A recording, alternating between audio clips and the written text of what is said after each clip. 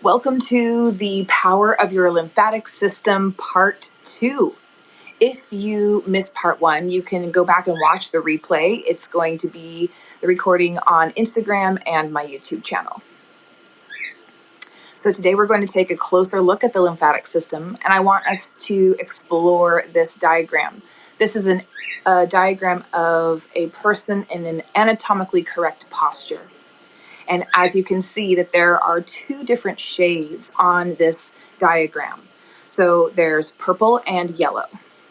The purple shaded area represents all of the lymph nodes. Remember, we have 600 to 700 lymph nodes in our body, and a third of those are from our neck up.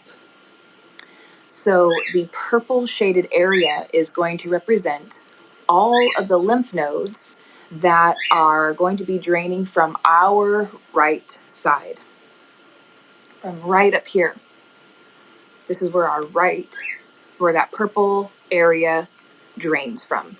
Now, let's look at the yellow side.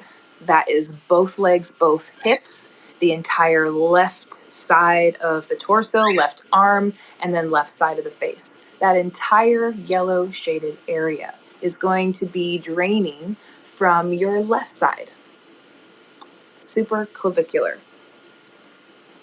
All right, so I want you to remember this as we move through this presentation today. So why is proper lymph drainage important? Remember, our lymph is our sewage system of the body. It disposes of our viruses, bacteria, fungus, parasites, cellular waste, proteins, and toxins. So it literally will determine whether we have healthy or unhealthy cells, or cytopathy. So let's take a closer look at cytopathy. This is any disorder of a cell. An unhealthy cell is when nutrients cannot enter the cell and nourish it, and then the waste of the cell cannot get out. A healthy cell, on the other hand, nutrients can get in, and then it takes what it needs from those nutrients, and then it's able to eliminate the waste. That's a healthy cell. That's what we want our cells to be able to do. The waste that can't get out is called cellular waste. So you'll hear that term coming up. Here is an example or a diagram of what this can look like. Nice visual here of an unhealthy cell. The nutrients can't get in, waste can't get out. And what a healthy cell should look like, with the nutrients coming in, it being able to take what it needs in those nutrients and then eliminate what it doesn't need. So remember, cells are only as healthy as the environment that they live in. And what is going to determine that? Your lymph. So until that lymph is properly drained in the particular order using this particular method, this cycle, this unhealthy cell cycle of nutrients not being able to nourish those cells and those cells not being able to dispose of the waste properly, this is just going to get worse and worse over time. And eventually it can cause chronic disease.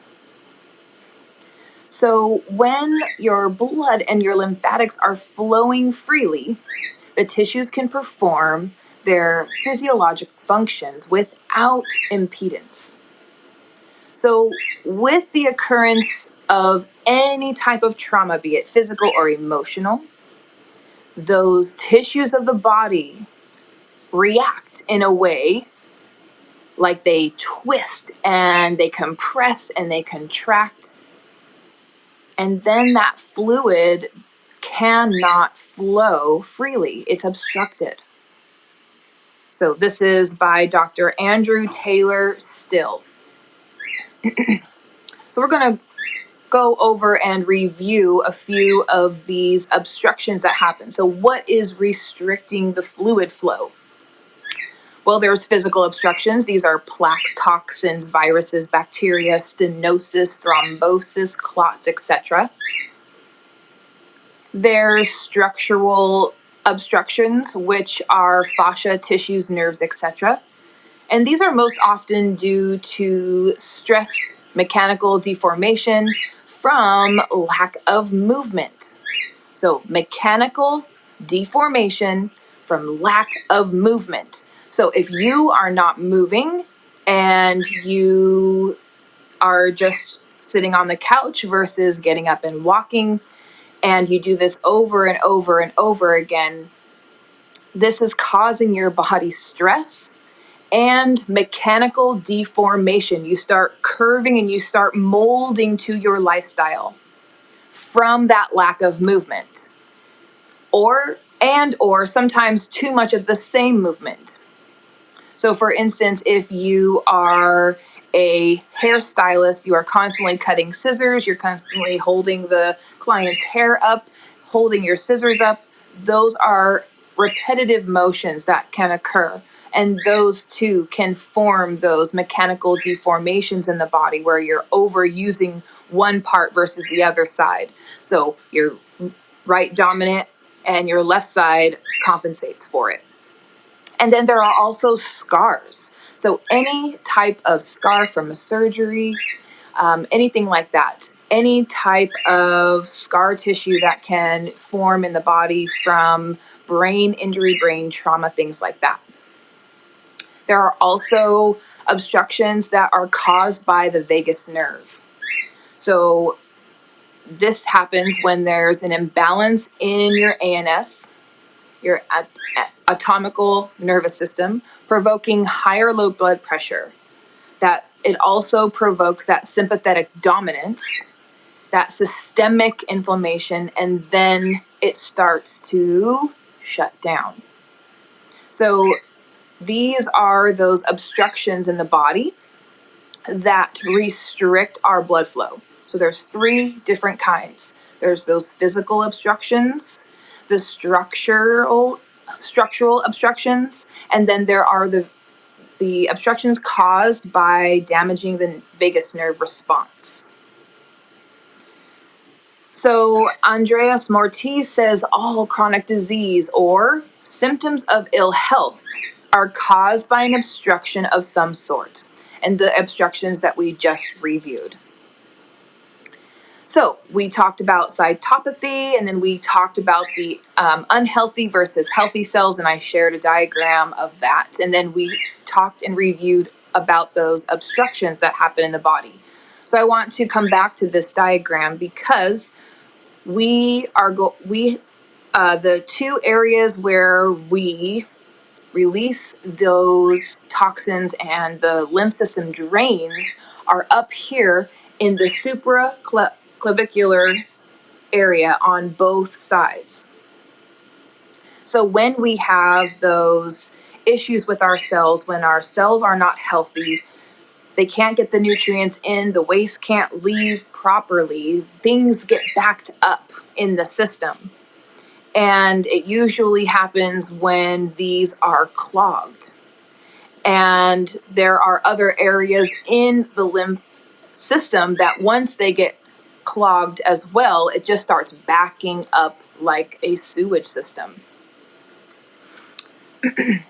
So here are some more signs and symptoms of a lymph problem. If you're experiencing chronic pain or chronic fatigue, experiencing poor sleep, the inability to lose weight, brain fog, slow recovery or training plateau with your fitness regimen, easy bruising, delayed onset allergies, red eyes, or gray eyes, all of these can be because your lymph system is not draining properly. So I want to come back to the Finding Nemo metaphor. We are responsible for moving our lymph. And if we do not move our lymph, it is literally like we are living and breathing our own poop emoji. And that is exactly what it's like. So if this isn't a live one, but the little starfish is making, almost scum angels on the glass. And as the tank is filling with that grime and slime.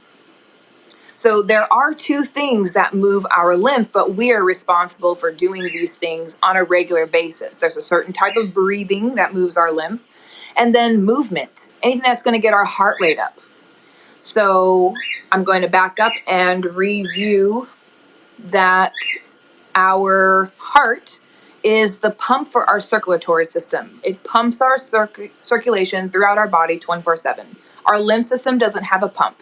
We are responsible for moving our lymph system so that it can function properly and be that active sewage system, removing all of those obstructions and clearing out those unhealthy cells so that the new ones can regenerate. So the two things that are going to move our lymph, breathing and movement. So we have to move our lymph system. And we can do that by simply breathing. And then there's also additional treatments and one-on-one ways that we can also work together with that as well. So this is how you can get started right now, though. So I'm going to demonstrate how to move your lymph. First, I want you to look at this diagram right underneath the lungs, right here. Your diaphragm lies right under here, like a little umbrella, right on top of it. So you can see everything's pretty squished here. There's not a ton of space. So when we breathe through our diaphragm, when we breathe into our diaphragm, the diaphragm presses down onto all of those organs. And then when we breathe out, when we exhale with our diaphragm breath, that will bring that back up. So it's this pumping motion. We inhale and we squeeze the organs, and the exhale, release. Inhale, squeeze, exhale, release. So that is how we're going to do this. The lymphatic breathing is we're going to inhale through our nose and then exhale through the nose. And there is going to be a slight pause at the top of that breath. So let's try this together. Sit up nice and tall, or a nice comfortable posture if you're standing. And let's take a deep inhale through the nose. Slight hold at the top. Exhale through the nose. Let's try it again. Inhale through the nose. Slight hold at the top. Exhale through the nose. Inhale through the nose. Slight hold at the top. And exhale through the nose. Awesome. Come back to your natural breathing rhythm.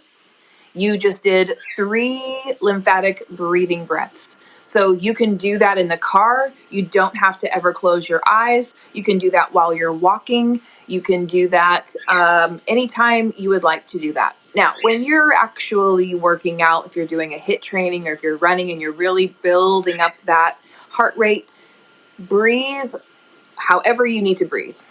This is just a way that you can start moving your lymph, actively moving your lymph. So inhaling through your nose, I typically teach exhaling through the mouth.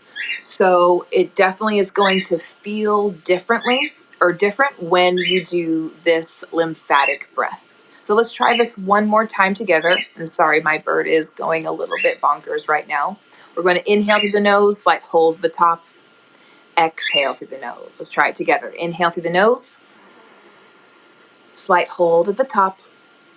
Exhale through the nose. Inhale through the nose. Slight hold at the top. Exhale through the nose. Again, inhale through the nose. Slight hold at the top. And exhale through the nose. Awesome. Come back to your natural breathing rhythm. You can kind of feel that at the exhale, you can kind of feel it a little bit more on the back of the throat. Alrighty, so continuing with this Finding Nemo metaphor. You can recall when they're in the ocean, this picture represents our lymphatic system when it is operating at its optimal level. So the water is going to represent our lymph fluid. The fish are going to represent our organs. and the rocks and the coral are going to represent our structure, our skeleton. And when everything is flowing together and everything is working properly and they're working off of each other as nature intended, then our lymphatic system is working at its primal state, optimal state. So this is how we want our lymphatic system to operate on a regular basis. But when we neglect it, or if we simply just didn't know or didn't have that knowledge of what our lymphatic system does, what its role is, and how we can start reversing that, it's going to get mossy. It's going to get really, really cloudy, and you're not going to be able to breathe. You're not going to be able to move. Fish aren't going to be able to move in that or breathe that water in and have a, optimal life in this little fish tank. They want it to be clear. They want it to be this beautiful environment for them to flourish in. So what fish tank do you want to live in? And I'm going to add on top of this, what changes are you willing to start committing to start reversing any of these? And if you're interested in how the power of your lymphatic system is impacting your health and wellness today.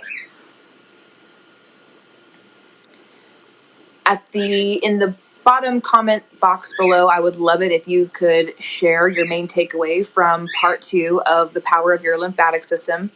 I want to give credit to Dr. Perry Nicholson, who has shared his knowledge and his experience and has given everybody this knowledge, and I'm very, very grateful for this. Thank you so much for taking the time to watch this live. I truly appreciate your attention. And if you're interested in working with me more one-on-one, please visit my website, vanessareagans.com, and you can certainly follow me on all the platforms listed below